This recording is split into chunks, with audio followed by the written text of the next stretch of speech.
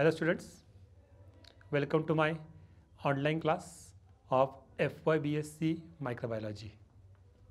Students, I am dealing with the paper of your FYBSc Microbiology of semester number 1.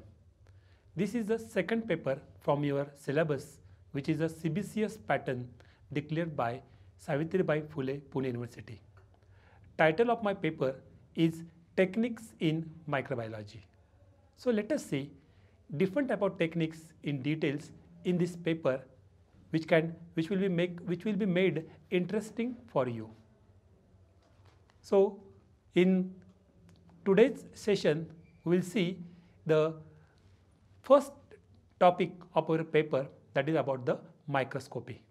But before learning this topic, you should know some prerequisites or basic reading of units of measurement. In microbiology, for the measurement of microscopic living entities, which are called as a microorganism, so for that, how their measurement is made, that you should know, and you should also know the size of microorganisms. All of we know that microorganisms are microscopic in nature, and they, for their measurement, the micrometer or micron, this unit of measurement is commonly used. And we have already seen how this conversion of millimeter to micron, nanometer to micrometer, how these conversions are carried out in the standard SI unit. Microorganisms are majorly measured in the size of micrometer or micron. So you should know it before learning the principle, construction and working and different type of the terminologies used in the field of microscopy. So in today's session, we will see very basic thing, that which terms are used in the field of microscopy. When you want to study any kind of detailed microscope, some standard scientific terms are commonly used, and these terms you should know it, their meaning you should know it here, and you should properly spell them. So this we will see in our today's session. So the main objective to learn this topic is to understand the principle of microscope that we will going to use in future for observation of different kinds of microorganism as well as for study of microorganism. Second objective is that to learn the basic principle of light, because microscope is an optical instrument. That's why it is concerned with the light. So you should know the basic principle of the light. Then you should understand what different type of the microscopes are used in the field of microbiology for observation of different kinds of images of microorganism. So for that purpose, different microscopes has been developed, and you have to know the principle, construction, working and caring of the type of the microscope here. So let us see one by one in our from today's session.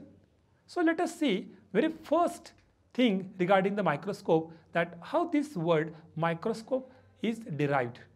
So it is a Greek word that means the micron, means the small, and scopios means to look. So to observe the smallest things under one specific type of the instrument, so that its enlarged form is observed, that instrument is called as a microscope. So microscope is an instrument for viewing the object that are too small to be seen by naked or unaided eye. So in the biology, the microscope is commonly used for the observation of those objects which are very small. How small? Very tiny. That tiny in the sense here, it is very difficult to observe them by our unaided eyes or by naked eyes clearly. We cannot see them clearly, or we can't see them at all. So for that purpose, microscope is commonly used here. So for the microscope, to study the microscope, a separate branch is made. That branch is called as a microscopy. So microscopy is the science of investigating small object using the instrument that is called as a microscope, that is called as a microscopy. So these two are the main pioneer of the development of the microscope. The first credit goes to the Antony van Leeuwenhoek, and second, who developed the modern microscope, that is called as his name is a Robert Hooke. So these were the very primitive microscope. So at your left side you will see the microscope which was developed by Antony van Leeuwenhoek, and another is a old pocket microscope which were used in previous days for the observation of the different type of things. Especially it was a portable microscope, so we can take it for the field study. So in today's session we have to see which are the different type of terminologies used in the field of microscopy. These terminologies are commonly called as a variables in microscopy, because these are the variables, they are not constant, they are always changing. That's why the name is given as a variable. So the first variable used in the field of microscopy regularly, that is called as a retardation. What is retardation? It is the media through which the light passes will be able to slow down or retard. Retard means to slow down. Retard or slow down speed of the light in proportion to the density of the medium. So here the medium, the word medium means the from which the light is passing, through which the light is passing, that is air, water, glass, etc. So depending upon the density, its speed is get affected here, because some lights are absorbed, light rays are absorbed, some light rays are scattered, or some light rays are not allowed to pass. So that when the light rays are not allowed to pass, that light rays are called as a retarded, and that process is called as a retardation. Now higher the density, in case of retardation, more the retardation is there here, means the more light is blocked. Light rays entering in the sheet of glass at the right angle are retarded, but their direction is unchanged. Second is called as a refraction. So in refraction, the light enters the glass at any angle other than the right angle. This is very important. Light enters the glass at any angle other than the right angle. A deviation in the direction will occur in addition to the retardation is called as a refraction. So a curved lens in case of refraction exhibit both refraction as well as the retardation. And the extent of this retardation is determined by the angle of incidence, refractive index of the medium, and the curvature or the type of the lens. So from this diagram you can understand here what is the particular refraction of the light that commonly is taking place here. So light rays are coming, so they are bending at the right angle here, and the refracted rays are passing through that here, and you will find the change in the direction of that type of the light rays before the entry and after the entry. You can call them as a angle of incidence, that is before the entry, and angle of refraction, that is after the entry in the type of the medium here. And if it is a water, so its refractive index get changed. If it is a glass, also its refractive index also get changed here. Now another is called as a diffraction. So from refraction, diffraction is different.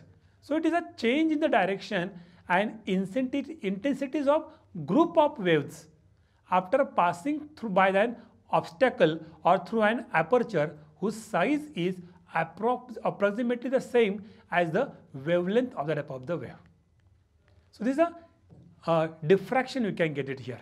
So this yellow color is the one medium, it is having the one slit, and you will find in this two diagram here the size of the hole or the slits are different here. So larger the slits here, you will find there is a variation in the wavelength and the intensity of the type of the light rays here. So if the wide gap is there here, the diffraction become very small, and vice versa, that is through the narrow gap, large diffraction effect you will find it here. Next is called as a dispersion. So it is one phenomenon you are regularly watching in the rainy days, especially when you watch the rainbow. So how the rainbow formation is taking place here? It is a dispersion of light rays when they are passing through the raindrops. And you will find the 7 patterns of the different type of the colors here. That is called a dispersion here. So it is one phenomenon in which light rays are separated into constituent wavelength after entering into the transparent type of the medium here.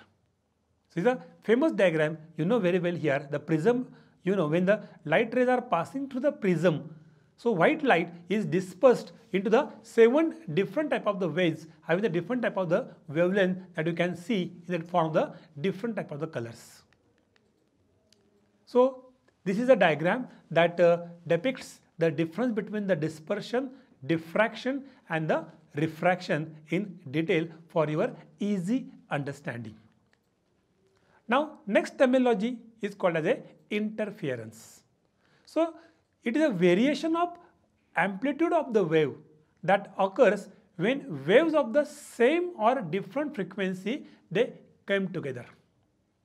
That is, when the more than one waves came together here, so there is a variation in the particular amplitude is taking place here, and that phenomenon which is resulted here, that phenomenon is called as a interference of the light. This interference is classified into 2 categories, that is a constructive interference or destructive type of the interference. So in this diagram, you will find in the upper diagram, in the constructive interference here, that both the amplitude of the both waves which are indicated by the red color, so they match with each other here, and there is a one combined wave is generated here. And it shows the constructive type of the interference here, so their amplitude is altered, is increased as compared to the original type of the waves. But in destructive interference here, when they match exactly to each other here, there is a amplitude is completely nullified or decreased here, and you will find the straight type of the particular line there here. This interference can be easily observed when you watch the back side of your compact disc of the computer. When the light passes on that here, this disc started to emit the light of the different type of the color.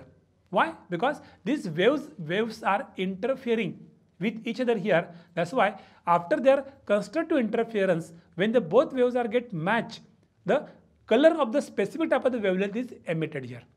And when the destructive interference is created here, what happens here? The no color or the dark black color type of the area you will observe here, because both the amplitudes are amplitudes of the both waves are completely got match here. That's why no light rays are emitted or generated here, and you will find the black or the dark color in that area here. This is about the constructive and the destructive type of the interference. Now another terminology used in the field of microscopy is called as a magnification. Magnification is simply called as an enlargement, means object is got enlarged. So it is a process of enlarging an object only in appearance and not in the physical size. Means when you observe any object through the microscope, so due to the presence of lenses in that microscope here, what happens here? The object appears large, but this large size is not the actual. It is a virtual type of the size is there here. Only it appears the large, but originally it remains in its original type of the size or form. So magnification also called by another name, that is it is a degree of enlargement. How large that object is shown by the microscope here. So how it is measured here? So enlargement or magnification means number of times the length, breadth or diameter of object is multiplied.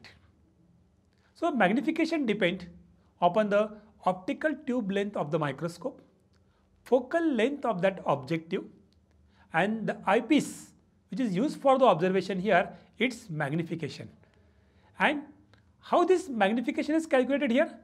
Magnification of eyepiece multiplied by the magnification of objective. Because in microscope, objective and eyepiece, these are the two lens system containing type of the devices present here. They are actually used for the magnification purpose here. That's why when you multiply the magnification of both of them, you get the total magnification of that microscope. For example, if you are using the 100x objective of the microscope and 10x of the ocular, so 100 multiplied by 10 means the final magnification which is achieved for that object is 1000x. X means that much time larger, and 1000x means the 1000 times larger than the original size of that object. So this magnification is expressed in the form of the x, means that much time type of the magnification is achieved by these two type of the lenses here. Now another term used in the field of microscopy, that is a resolution. So what is resolution? It is the ability to reveal closely adjacent structural details of that organism as a separate and distinct type of the entities. Means when the two things which are very closely situated to each other here, our eyes cannot distinguish them as a separate in nature, but the microscope has the ability that when the closely placed things are shown as a distinct, as a separate in nature, that process is called as a resolution. Next is a resolving power.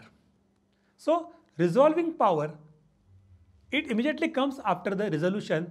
So it is defined as the distance separating two point objects within the specimen that can just be distinguished from one another in the image. So it is the ability of the microscope which can show very closely limited, closely placed objects as a separate type of the entity here. That ability is called as a resolving power. But that resolving power also has some limit which can be explained in the form of the limit of resolution, or LR. So it is a minimum distance between two visible bodies at which they can be seen as a separate and not contact with each other here. So in the limit of resolution means how close that object should be, that can be shown by the microscope as a separate type of the entity. So the microscope, that type of the microscope, lens which is present in that microscope, who shows that object who is very minimally placed together as a separate type of the entity, and not below that it shows it as a separate type of the entity here. This is called as a limit of resolution here. So this is the calculation formula for the calculation of limit of resolution. So LR is equal to 0.61 into W upon NA. W means the wavelength we have chosen for observation of that object, and NA is called as a numerical aperture. And these are the different types of resolving powers of different types of microscope. So 200 nanometer is for the compound microscope, means the objects which are situated 200 nanometer close can be shown as a distinct or as a separate type of entity. That is called as a resolving power of the compound microscope. For scanning electron microscope, it is again more than the compound microscope, which is a 10 nanometer, and the best powerful resolving power, limit of resolution, is for the transmission electron microscope, which shows the resolution of 0.2 nanometer. When the objects are placed 0.2 nanometer away from each other, it can be shown by the transmission electron microscope as a separate type of the entity. Another term, that is a working distance of the microscope. So this working distance means it is the distance between the front surface of lens and surface of that cover glass or the type of the specimen. So in this diagram we will see that this below is called as a slide and upper one is the object. So distance between these two is called as a working distance. And in microscopy there is a one relationship that shorter the working distance, more the magnification. Shorter the working distance, more the magnification. So next term used in the microscopy is called as a contrast. So friends, when we see the image or when you want to observe the image in very detailed type of the form, so there's a one basic type of the thing always you have to keep in the mind, that contrast is to be there between the image and the background, where that contrast must be opposite. If image is bright, contrast should be dark, or vice versa. So difference between the intensity between two objects or between the object and the background is called as a contrast. So in this picture you will see that at your left hand side, background as well as picture are almost equal. That's why the detail you cannot see properly here. But at the right side you will find the faint red color objects are there. In that faint red color object, red color or not red color, blue color dots are there here, and background is grey. So the proper contrast is created here. Both the cells are same, but due to this variation of the contrast here, this right side picture you can see it very clearly, and its internal details you can also observe very well here. So this is the meaning of the contrast. So for contrast, there should be always a difference between the background and the type of the object, especially the light rays which are coming out from that like this way. Now in microscopy, we are using the light as a main type of the source for the illumination of that object and to see the clear image of that type of the object. And that light source which are commonly we are using, that is coming from one electromagnetic spectrum. This electromagnetic spectrum, it contains the electromagnetic light rays. And these light rays, though they are observed to our eyes as a one color here, but actually it is a mixture of various light rays of various wavelengths and various type of the intensity. But for microscopy, we are using the visible light from the electromagnetic spectrum here, whose wavelength, maximum wavelength is a 700 nanometer and minimum wavelength is a 400 nanometer. So this electromagnetic spectrum, you should know it here, and for our regular microscopy we are using this visible light rays electromagnetic spectrum. So friends, all this is about the different type of the variables, terminologies we are using for the study of the different type of the microscope. So in summary, so today we have seen that it is microscope is an optical instrument which is used for the magnification of the invisible objects. It works on the principle of light, retardation, refraction, diffraction, interference, magnification, resolution, working distance. These are the various variables used in the field of microscopy. So in next session, we'll study classification of microscope, their principle, construction and working. Thank you.